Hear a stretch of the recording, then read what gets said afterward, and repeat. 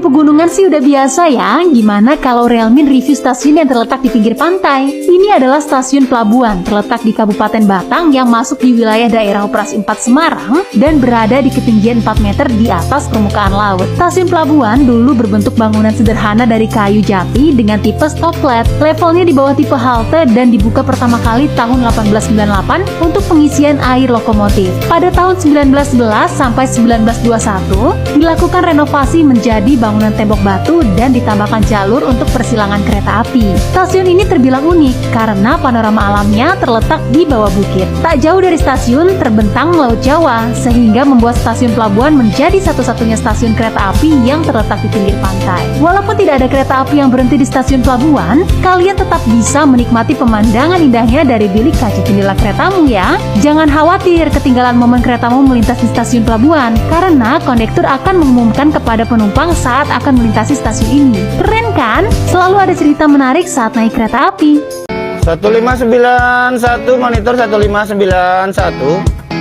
Guys, kalian tahu nggak? Ternyata pusat kontrol operasi kereta api terbesar di Asia Tenggara ada di Manggarai. Pusat kontrol atau Operation Control Center di Manggarai fungsinya untuk mensupervisi seluruh pergerakan kereta dan kesesuaian jadwal kereta antara planning dan aktual di seluruh wilayah daerah operasi 1 Jakarta. Dengan menggunakan sistem Centralized Operation berupa Centralized Traffic Supervised. Posisi yang mulai resmi beroperasi sejak 14 Januari 2021 ini menjadi yang terbesar sekaligus tercanggih di Asia Tenggara karena memiliki tingkat kompleksitas tinggi dan menghubungkan berbagai sistem interlocking yang ada saat ini di Jakarta. Teknologi dan sistem aplikasi yang digunakan di OCC Manggarai adalah 100% buatan Indonesia karya anak bangsa, yaitu CTC atau CTS Silview yang dibuat oleh PT Line Industri dan PT Line Railway System. Silview ini dapat mengintegrasikan berbagai jenis tipe interlocking dari luar negeri yang ada di Indonesia. Nah, ini adalah Client Wall Display, layar besar yang berfungsi menampilkan indikasi secara menyeluruh dari semua stasiun yang berada di wilayah daerah operasi 1 Jakarta. Wah, bangga banget ya sinergi yang apik antara Direktorat Jenderal Perkeretaapian dan BUMN ini. Tentunya akan mendukung perkeretaapian Indonesia yang modern serta mengutamakan keselamatan perjalanan kereta api.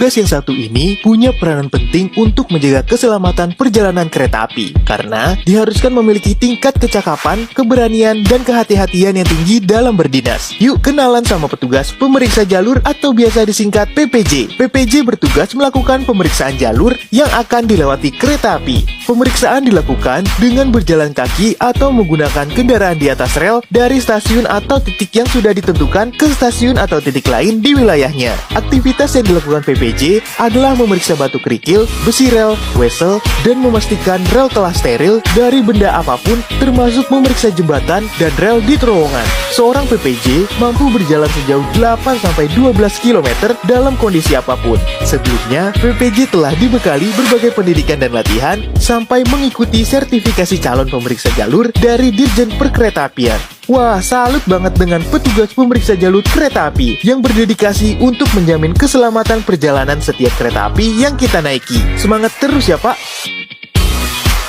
Selain lokomotif, ada lagi loh sarana kereta api yang membutuhkan bahan bakar. Sarana tersebut adalah kereta pembangkit. Kereta pembangkit berfungsi menyuplai kebutuhan kelistrikan satu rangkaian kereta. Sarananya didesain untuk pengoperasian pada iklim tropis, suhu maksimum 45 derajat Celcius, kelembapan 95%, dan kecepatan maksimum 100 km per jam.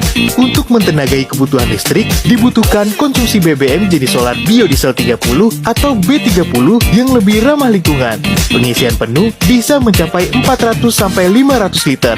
Kereta pembangkit memiliki mesin berjenis diesel dengan kapasitas 500 kV ampere dan putaran mesin 100 rpm. Dengan spesifikasi tersebut, kereta pembangkit bisa menyuplai daya listrik untuk peralatan elektronik di kereta makan, lampu kabin, AC, dan stop kontak di masing-masing kursi penumpang. Wah, rupanya kereta pembangkit memiliki peran penting untuk kenyamanan seluruh penumpang kereta api ya, sahabat KAI. Tapi ingat ya, jangan menggunakan stop kontak untuk perangkat dengan daya watt yang terlalu tinggi.